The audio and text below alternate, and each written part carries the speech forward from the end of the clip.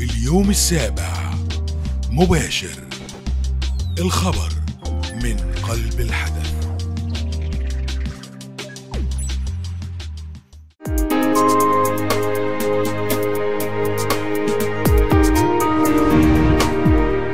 مشاهدينا في كل مكان، مساء الخير عليكم واهلا بكم معنا في يوم جديد ولقاءات جديده هامه جدا من داخل صاله التحرير.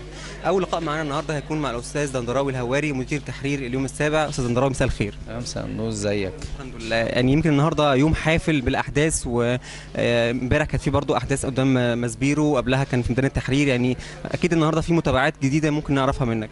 هو بداية شكل الخريطة هو بكرة الاستعداد لبكرة اللي هي ثلاثاء الإصرار في اتحاد شباب الثورة و6 أبريل وبعض الحركات الأخرى دعت إلى ثلاثاء الإصرار، ولهم مطالب محددة، ومنها يعني تسليم السلطة لرئيس مدني، وسيتوجهوا إلى مجلس الشعب غدا لتسليم هذه المطالب رئيس مجلس الشعب دكتور سعد الكتاتني.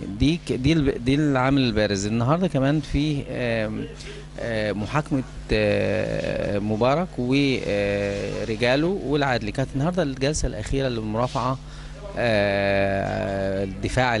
الدفاع حبيب العدلي وزير الداخلية السابق. الحقيقة اللافت النهارده ان الطرف الثالث او القلة المندسة ظهرت بين جدران محاكمة العدلي عندما دفع محامي العدلي بأن هناك قلة مندسة هي التي قتلت الثوار وفي 25 و 28 وموقعة الجمل.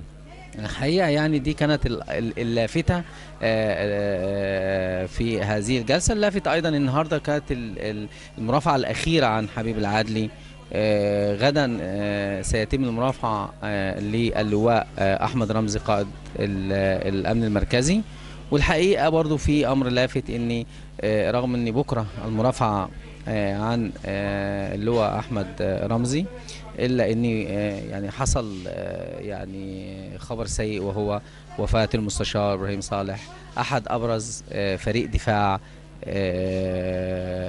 اللواء أحمد رمزي. دي كانت اللي هي يعني ملامح في الجلسة اليوم. أيضا حتى الوفاة دي ممكن تأثر على سير القضية، تأجل أو حاجة؟ لا أعتقد، لأن في 2 من فريق الدفاع، وعلى رأسهم الأستاذ جميل سعيد، وهو من المحامين المشاهير في مصر. يعني هو مش هيحصل ارتباك، لأن في 2 من باقي من فريق الدفاع، فمش هيحصل ارتباك، وهيبدأ من أول السطر زي ما بيقولوا. الأمر الآخر النهارده كمال جنزوري في المجلس العسكري، ودي معلومات احنا حاصلين عليها اليوم السابع وبنقولها بشكل حصري، وهو ان دكتور النهارده بيجتمع باعضاء المجلس العسكري، لان الجنزوري غدا تنتظره مواجهه صعبه جدا، في اول مواجهه من نوعها مع البرلمان الجديد بعد الثوره، وان رئيس الوزراء كمال الجنزوري سيدلي ببيان حول المصابين وشهداء الثوره.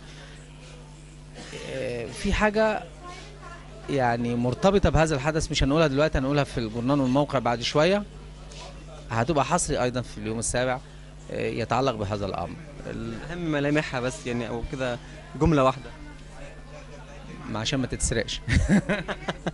طب خلاص، خلينا ناخدها في التقرير اللي جاي. في التقرير اللي بعد لما يكون الصحف الأخرى بدأت تطبع، فهتبقى يعني أعتقد إن هي تبقى ملمح من ملامح ايضا الانفرادات اليوم السابع، اللي هي دائما يعني كل يوم بيبقى عندنا هذه الملامح. النهارده الحادث برضو ان في حوادث سطو كتيره، والحقيقه دي بدأ يعني الامر يبقى مقلق للغايه.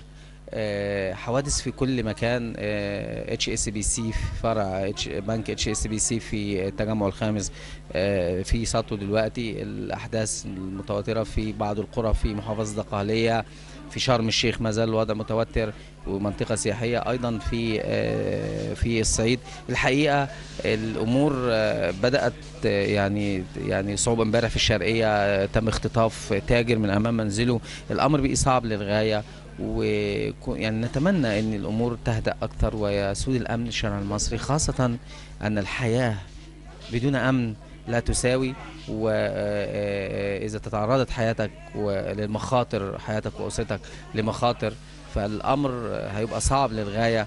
نتمنى أن الهدوء والسكينة والأمن يسيطر على الشارع من جديد، مع نسائم الحرية التي يتمتع بها المصريين. لا يعقل أن احنا نتمتع بنسائم الحرية ونفقد عنصر الأمن. يعني هو كتب على الشعب المصري يتمتع بالأمن على حساب حريته، والعكس صحيح. المنطق أن يتوازى الأمران معا ويسيران في اتجاه ومسارين متوازيين، مسارين واحد، مسارين ومتوازيين. يعني الأمر، يعني دي كانت بداية الملامح تقريبا النهاردة. في طبعا اجتماعات تدور خلف الكواليس لبعض القوى السياسية والأحزاب فيما يتعلق. غدا أيضا تنتظر معركة قوية جدا على رئاسة اللجان، وهو لجان مجلس الشعب، وهو ما يسمى بالمطبخ الصحفي في مطبخ البرلماني تحت قبة البرلمان.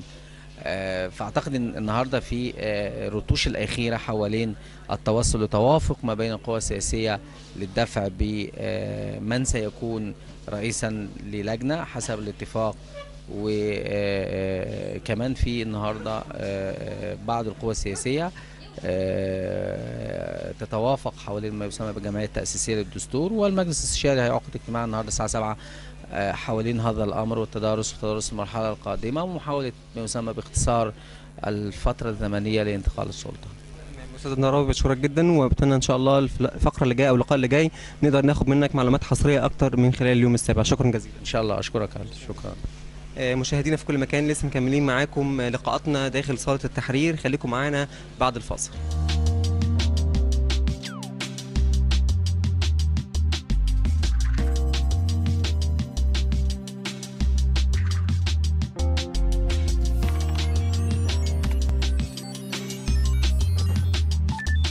اليوم السابع مباشر، الخبر من قلب الحدث.